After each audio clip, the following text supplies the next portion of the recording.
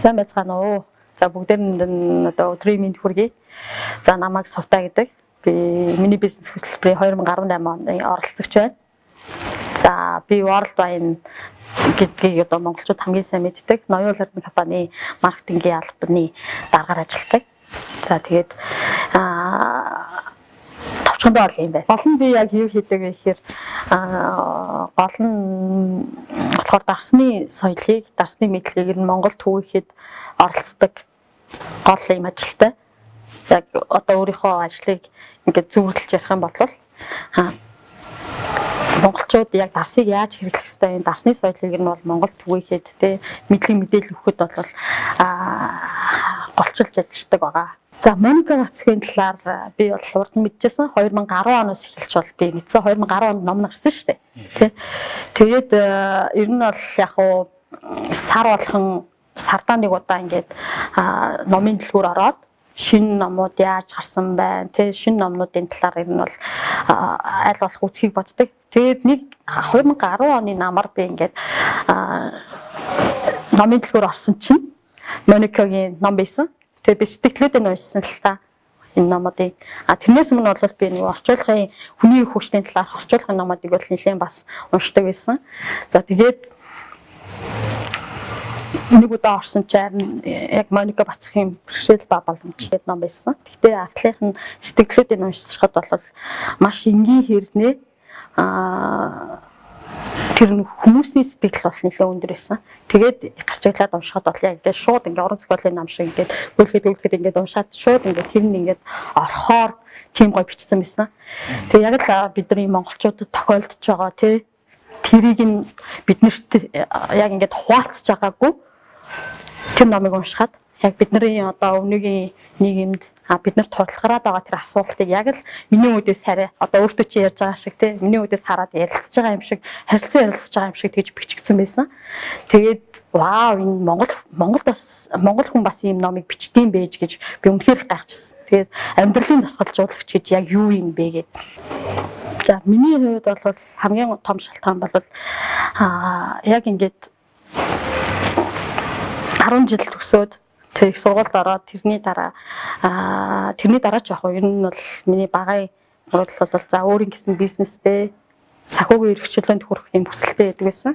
За тэгээд ингээд ажилд ороод ингээд тэр зүйлүүдээ одоо жишээлх юм бол эхлүүлэе гэж давхар гэж бодсон ч гэсэн тэрэндээ одоо яаж хүрэхээ мэдэхгүй те ингээд явж байсан. Тэгэнгүүт миний бизнес хөтөлбөр бол яг хөтөлбөрийн талаар ингээд танилцуулга явж хат маш их зүйлийг одоо өгөх байсан системтэйгээр. Тэгэхээр энэ зүйлийг бас мэдээд авчаа, сураад авчаа. Би одоо өөрийнхөө бизнесийг өөрийнхөө Сувтаа гэдэг тэр брэнд ч юм уу те тэрийгээ бий болгох хэрэгтэй байна гэж бол ойлгож байсан. Тэрийгээ угаасаа ингээд сэтгэлийн цаан те сэтгэлийн гүнд ингээд яваал байгаа шүү дээ одоо ч гэсэн те. Тэгэхээр тэрийгээ эхлүүлэх одоо цаг нь ерөнхийдөө бол болсон гэж бодож байгаа. Тэгэхээр тэр зүйлдээ бэлтгэхэд тэр зүйлийг олоход бол энэ хөтөлбөр бол маш их тус болох юм аа гэж бодож ирсэн. Тэгээ тийм ч учраас энэ хөтөлбөрийг бол онцолж судалж аваад тэгээ оролцохоор бол шийдсэн. Тэгэл боломж энэ номыг уншиж ирсэн учраас илүү одоо их зүйл авч чадна гэдэгтээ итгэлтэй байсан учраас энэ хөтөлбөр тамрагцсан. Яг оролцохоос өмнө бол яадгийн би одоо нэг бараа бүтээгээл тэрийг одоо ингээл зараал ингээл явах юм байна гэж чим ингэж бодож байгаа шүү дээ. Одоо ямар нэгэн зүйлийг бүтээгээл шинээр гаргаад хөрөнгө оруулалт хийгээл ингээл явах юм. Миний бизнест оролцохоос өмнө бодол маань бол яг үгдгийн одоо өөрийнхөө ингээл тусдаа гараад тэр бизнесээ эхлүүлээл ингээл явах юм чим үү эсвэл ямар нэгэн зүйлийг ингээд бий болгоод ингээд ямар ч байсан нэг асуудлыг шийдэх хэрэгтэй байна л гэж бодож байна. Сэтгэл зүйн бэрхшээл бол байсан. За жишээлх юм бол би одоо бизнес эхлэх байгаа, би бизнесээ санаагаа олоогүй байгаа. Би мундаг биш ч гэдэм үү те. Тиймэрхүү сэтгэл зүйн юмуд бол байсан. Бэрхшээлүүд бол байсан. Гэтэ хүн нөгөө нэг суралцаад дээрээс нь урам зориг аваад эхлэхээр бол хүн өөртөө илүү бол ихтэй болдог. За ямар ч л байсан би сэтгэлгээгээ маш сайн өргөн болох хэрэгтэй байна. Тэгээ боломжгүй зүйл гэж байхгүй. Хүн аливаа зүйлийн гарцыг олох ёстой. За аливаа зүйлээр хүн яг фокуслаад буй төвлөрөөд эхлэхэд заавал тэрэн дээр прогресс юм боо ямар нэг ахиц гардаг юм байна гэдгийг бол хөтөлбөрөөс ойлгож авсан. За хамгийн том зүйл бол итгэл тий хүн өөрийгөө олох дээрээс нь өөрийнхөө итгэлийг нэмэгдүүлэх. Хүн итгэлтэй байгаа цагт айдас ч юм уу аюул ер нь бол хамгийн их багасдаг гэж би боддог. Тэгэхээр итгэлээ хамгийн их сайн нэмэгдүүлэх гэж бодсон.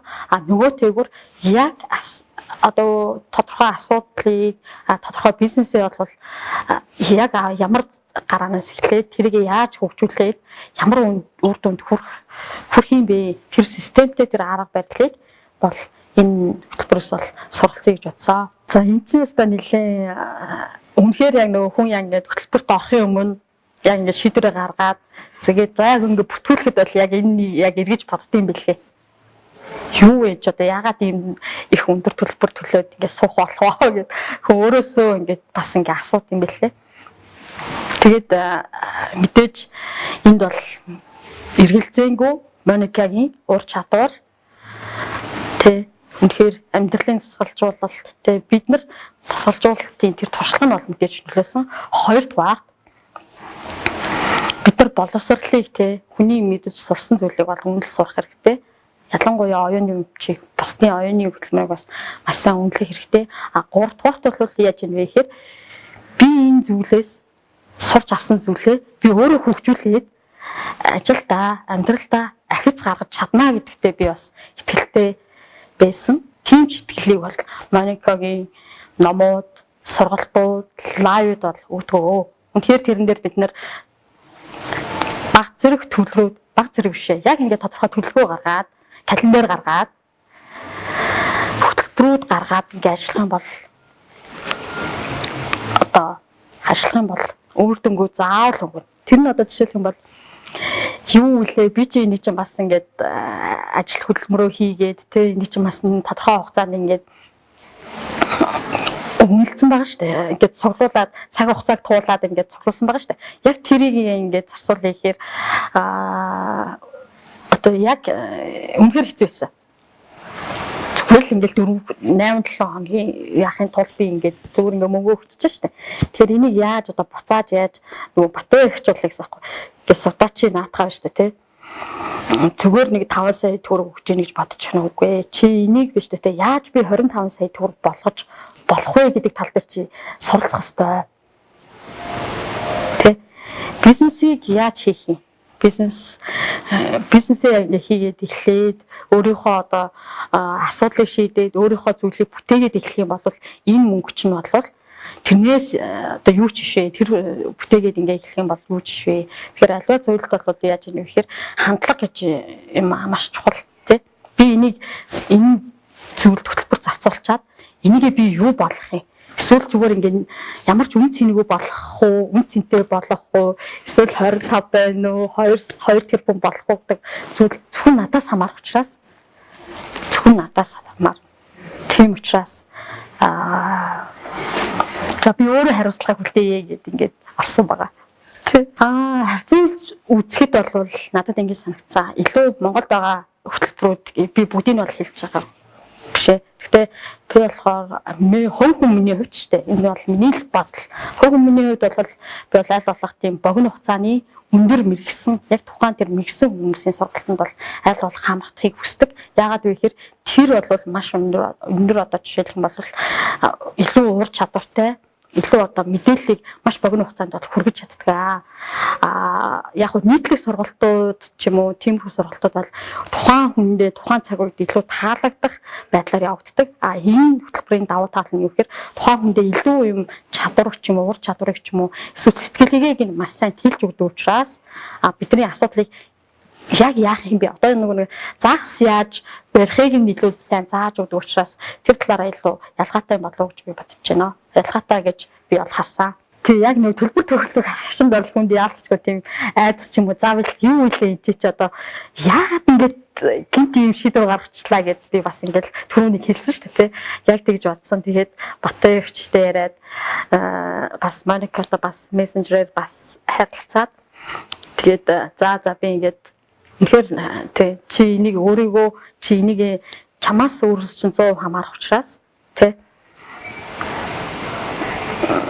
хамаарах учраас энэ гэдэг байдлыг маань ойлгуулсан. Тэгээд тийм учраас би шууд шийдвэр гаргаад төлбөр олдсон байгаа. Одоо тийм бас нэг би бас энэ сургалтанд хөтөлбөрт оролцсон байгаа.